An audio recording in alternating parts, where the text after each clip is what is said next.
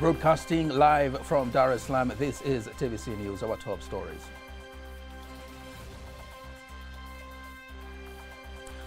Mtwara potentially a major business and commercial hub.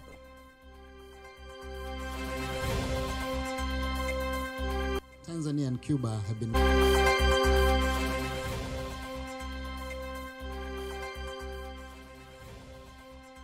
Dr. Mwinyi officially opens Tanzania embassy in Cuba.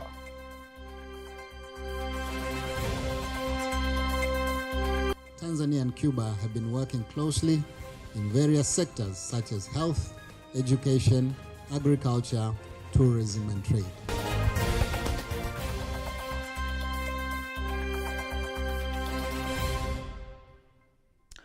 Good evening, I am Nasa Kingu. Just a reminder, you can also follow us live via our YouTube channel, TBC Online, and also get all the latest news through our Instagram, Facebook, and Twitter pages at TBC Online. We start in Mtwara, where President Dr. Samia Suluhu Hassan says Mtwara region is positioned to be a major business and commercial hub for the southeastern part of Tanzania and the neighboring countries. She made the remarks while addressing the Mtwara residents at the Nangwanda Sijaona Stadium in Mtwara on the second day of her historic visit to the region. Here is Faida Ngaga with more details. The residents of Mtwara and other neighboring regions are gathering at the Nangwanda Sijaona Stadium, ready to hear what the head of state, Dr. Samia Suluhu Hassan, has to say on the second day of her first ever official visit to the Mtwara region. Dr. Samia says the region is positioned strategically, and the Mtwara airport, upon completion, will open the region to more new investments. Uwanja ule njia za kurukia ndege zimekamilika, bado jengo la abiria na jengo la kuongozea. The airport and the runways have been completed. The budget has already been allocated at the ministry to complete the passenger building as well as the flight control building, and the contractor is ready to start working. Probably by the end of the year, the work will be done. But Mtwara Airport is going to be an international airport. Apart from boosting trade in Tanzania, the airport will benefit other neighboring countries like Mozambique, Malawi, and Comoros. Furthermore, President Dr. Samia Suluhu Hassan says the major reforms made make the port the second largest in the country. Nimeona eneo jipya la bandari ambalo limejengwa na serikali. The new port area that has been built by the government was not built to decorate Mtwara. The port was built to provide transport and transportation services from Mtwara and out of Mtwara. As today is Democracy Day, the head of state uses the opportunity to stress on maintaining peace and solidarity. Tufanyeni demokrasia kwa njia nzuri.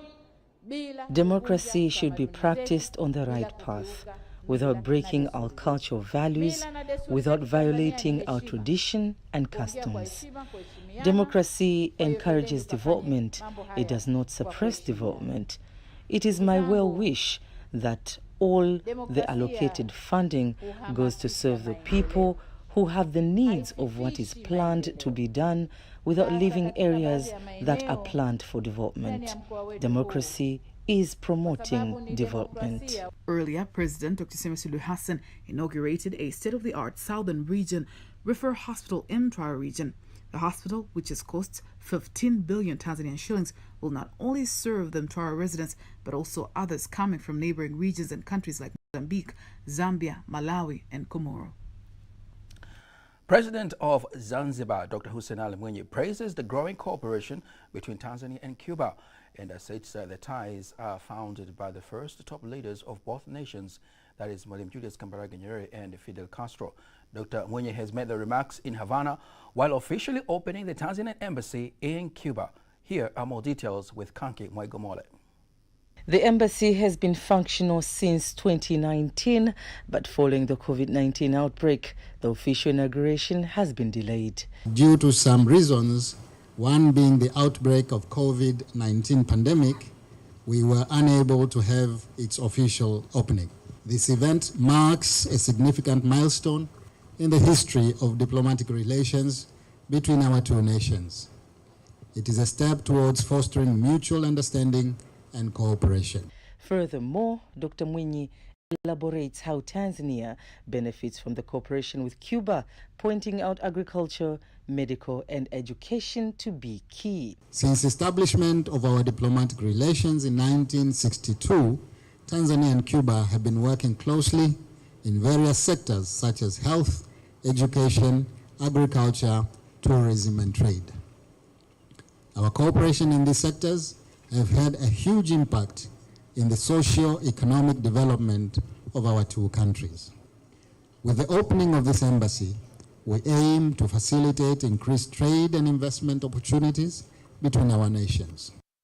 The celebrations have also been attended by the Vice President of Cuba, Salvador Mesa, and other Tanzanian government officials, including the Deputy Minister of Foreign Affairs and East African Cooperation, Stephen Biabato, and Cuban government officials. Earlier, the two leaders witnessed the signing of an agreement between Tanzania and Cuba involving cooperation on the area of higher education, forging ties between the University of Dar es Salaam and the University of Havana. President Dr. Hussein Ali Mwinyi is in Cuba to attend the G77 plus China summit, representing the President of the United Republic of Tanzania, Dr. Samia Suluhu Hassan. The Minister of Defense, Dr. Sargomina Tax, has directed the armed forces to maximize on the new skills and knowledge they have received after joint training exercise between the two armed forces of Tanzania and China. Henry Mabumo was there and has prepared the following report. It is the third joint training exercise between the two armed forces of Tanzania and China. It is conducted to train and combat the challenge of piracy and terrorism, where the 150 armed forces have graduated this time. Dr. Sargomina Tax calls on the army officials who have graduated in this phase to utilize the new skills and the knowledge that they have received from the training. The knowledge you have acquired enhance your capacities and therefore use the knowledge to contextualize, analyze all the threats and be ready to counter them, to ensure the safety and security of our country. Let us also continue to work together, reviewing the lessons learned to enhance our maritime capabilities and promote sustainable practice. On the other hand, the Chinese ambassador to Tanzania, Chen Minjian, said the cooperation between China will continue to cooperate with Tanzania to further strengthen bilateral relations. China-Tanzania cooperation has always been at the forefront of China-African cooperation. They agreed to deepen strategic cooperation and further elevate bilateral relations. China has always regarded Tanzania as the best friend and placed the development of friendly relations with Tanzania in an important position in its foreign relations. Traceti 2023 Tanzania-China training aimed to strengthen maritime capability between these two countries. Henry Mabumo, TBC News. Thank you very much, Henry Mabumo, for that report.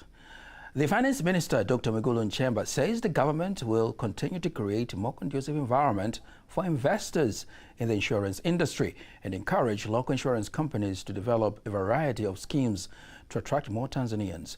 He made the remarks in Dar es Salaam during the 25th anniversary of the Alliance Insurance Company, insisting that the government's vision is for insurance services to be readily available in the production sectors like agriculture, livestock keeping, and fishing to protect the farmers from risks that can be brought by the climate change.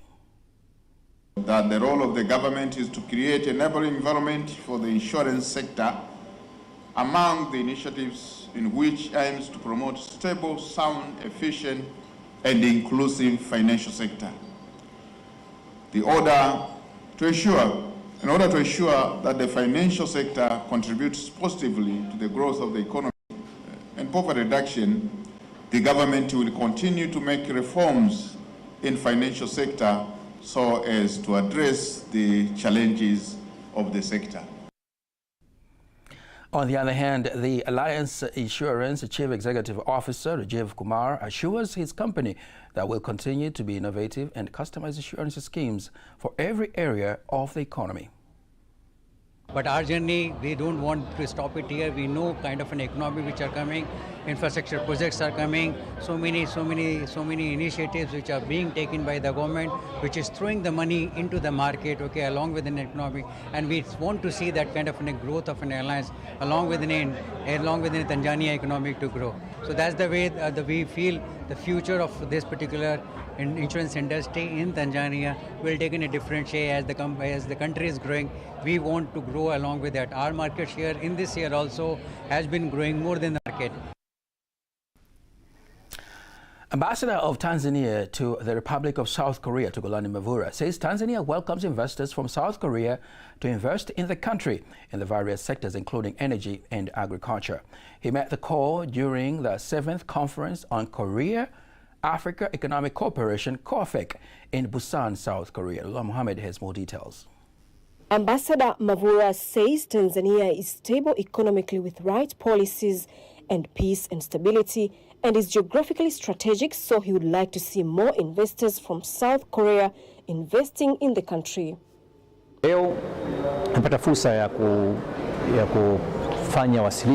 Similarly, we have discussed the entire issues of the tourism sector and the blue economy. So there is a great benefit in welcoming Koreans as part of shaping the development of Tanzania. Furthermore, he highlights the vast natural resources that the country is endowed with, including minerals and sea. The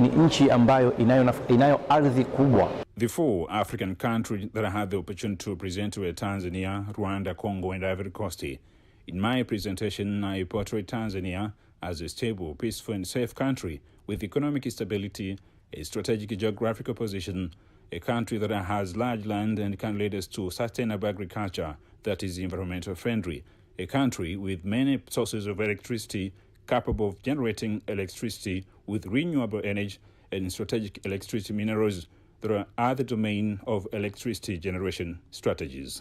Mavura adds that Tanzania has great potentials for agriculture and can strategically be the food basket for Africa. The event is attended by Tanzania, Rwanda, the Democratic Republic of Congo, and the Ivory Coast. Deputy Permanent Secretary, Ministry of Livestock and Fisheries, Dr. Daniel Mushi, says youth in the country should take advantage of the opportunities arising from the advancement of science and technology that can potentially create job opportunities. He made the call in Dar es Salaam while awarding prizes for the writing contest on technological innovation as a strategy to attract more young people into agriculture, livestock keeping and fisheries. Faithan Gaga has more details. Deputy Permanent Secretary, Ministry of Livestock and Fisheries, Dr. Daniel Mushi, says it is the right time for young people to abandon the concept of waiting to be employed in offices and instead use various technological advancements to maximize on agriculture and livestock keeping. Kilichofanyika hapa siku ya leo ambapo vijana wamekuja na bunifu mbalimbali kitafanya vijana waone kwamba kilimo kinaweza kufanya. We call on young people to cooperate with the government to achieve what the government has intended to do, and the 6th-term government is an example of finding employment opportunity for youth in various fields such as modern livestock keeping and agriculture, as we know that most of them have graduated. So instead of waiting for employment from the government, they should engage themselves in these fields. And here the winners express how delighted they are after winning the technological innovation writing contest. Tumeamua kufanya hii teknolojia ili tusaidie kutunza mboga mboga. We have innovated this machine so that it can help restore vegetables from the farm to the market without losing water and vitamins. This will also improve the lives of young people and women who are struggling in this field. Hapa tumejaribu kugusa matatizo yanayowapata wafugaji wa ng'ombe ambao wanakamua kwa kutumia mikono. This machine will help livestock keepers in milking activities.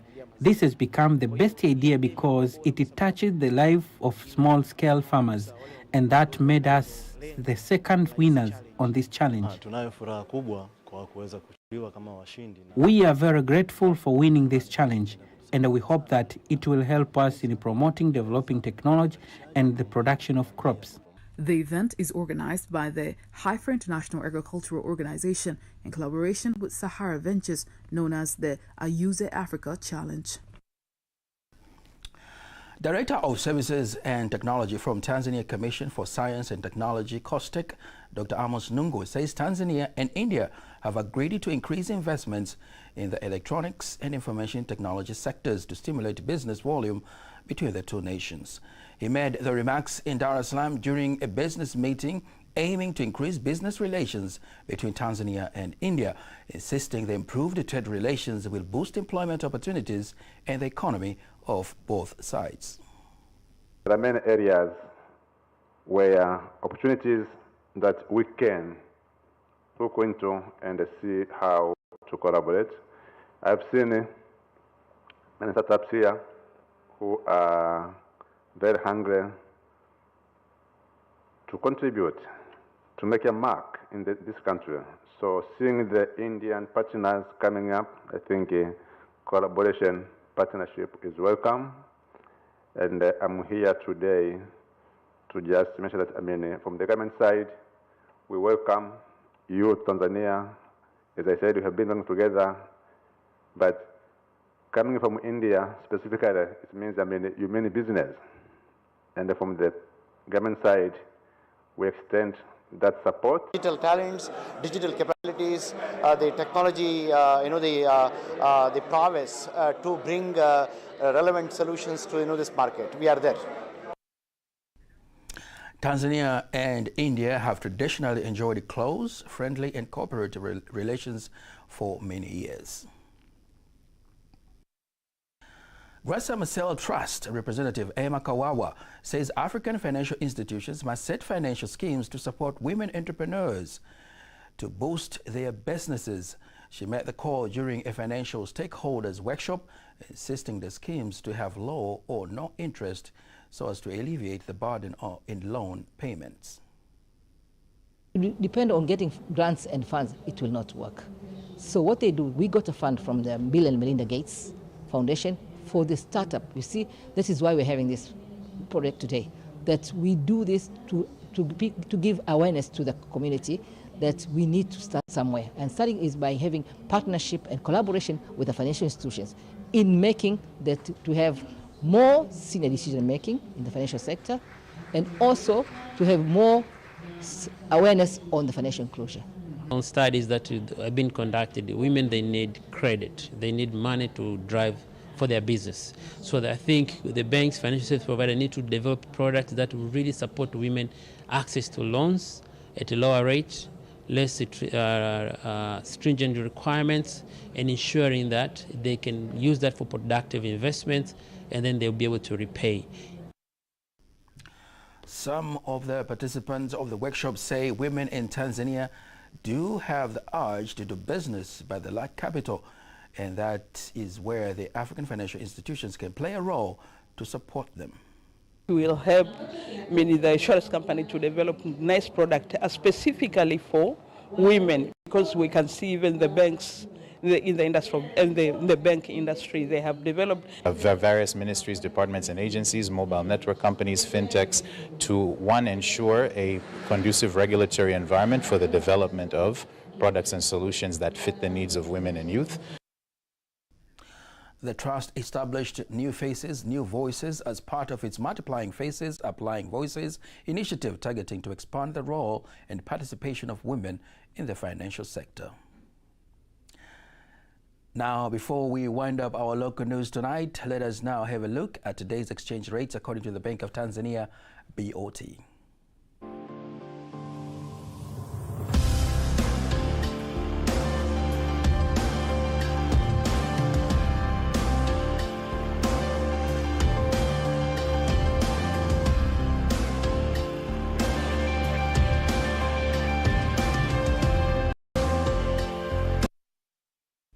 Don't miss TBC News every weekday to know all the latest in exchange rates. Time now for all the latest in international news.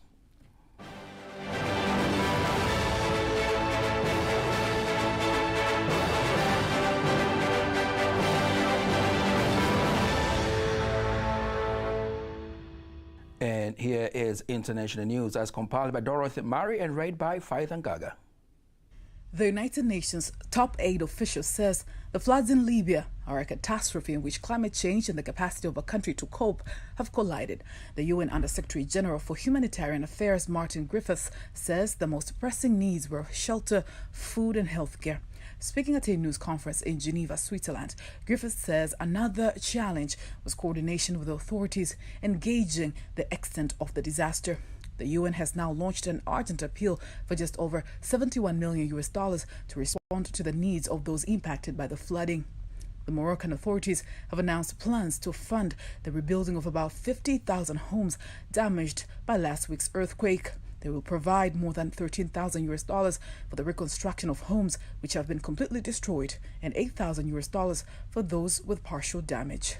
Residents will meanwhile be given temporary shelters equipped to withstand cold weather, and each household will receive a grant of $3,000. The exact number of people left homeless is still not known. Nearly 3,000 people have been confirmed dead and more than 5,000 injured in the quake.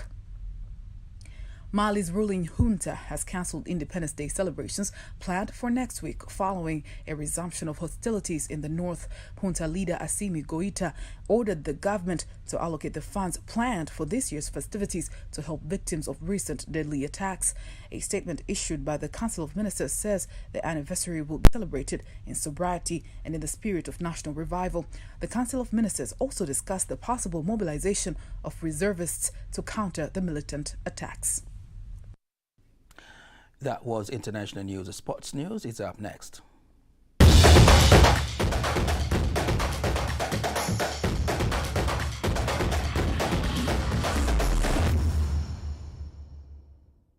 And in sports news, the Tanzania Arts Council Executive Secretary Dr. Kademon Mapana urges artists to work with the right management team, which will help them to sign beneficial business contracts. He made the call in Dar es Salaam, insisting the musicians to seek management team that will help them to run their daily music activities and avoid to be exploited.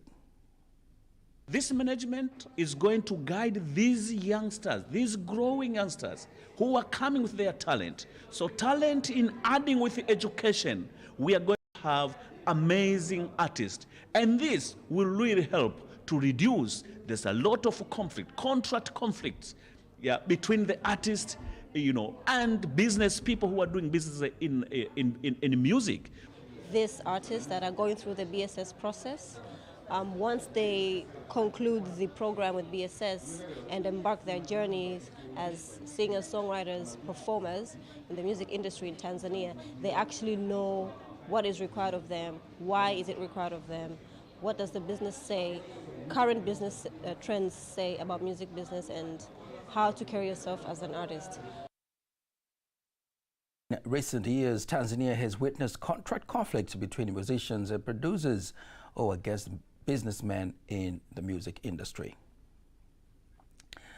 The organizer of Vine Love Comedy Festival, Kilima Mshina, says that through the influence of stand-up comedy, they will raise money and give back smiles to the children living in difficult conditions.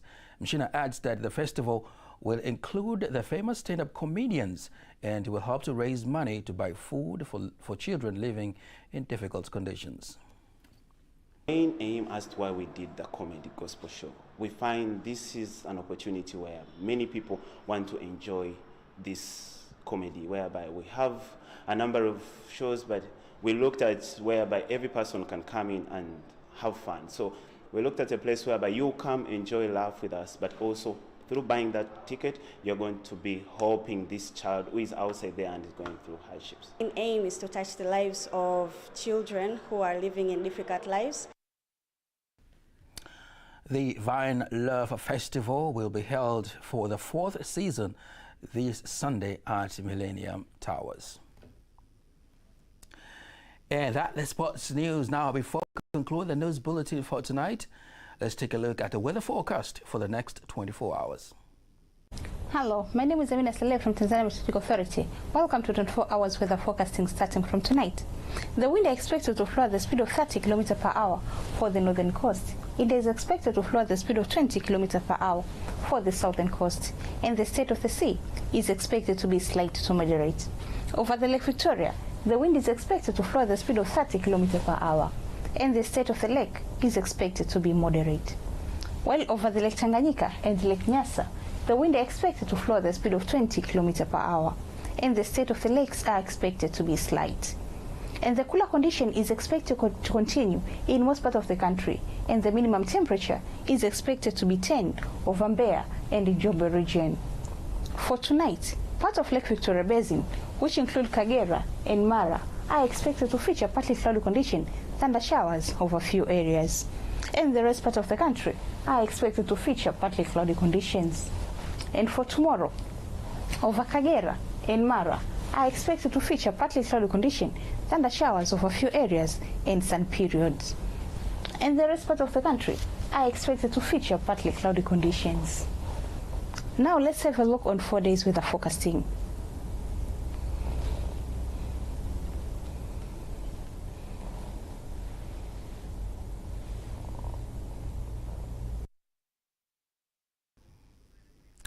Thank you very much, TMA, for the weather forecast. And that marks the end of the news bulletin for tonight. Don't miss our next bulletin in Kiswahili at 11 p.m. On behalf of the whole team, I am Nasa King. We'll catch us again next week on Monday, same time, same place, right here on TBC1.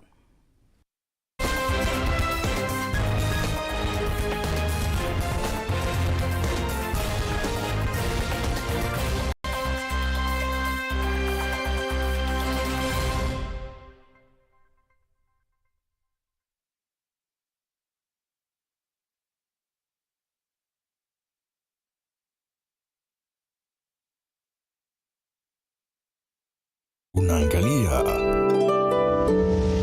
TBC1, ukweli na uhakika.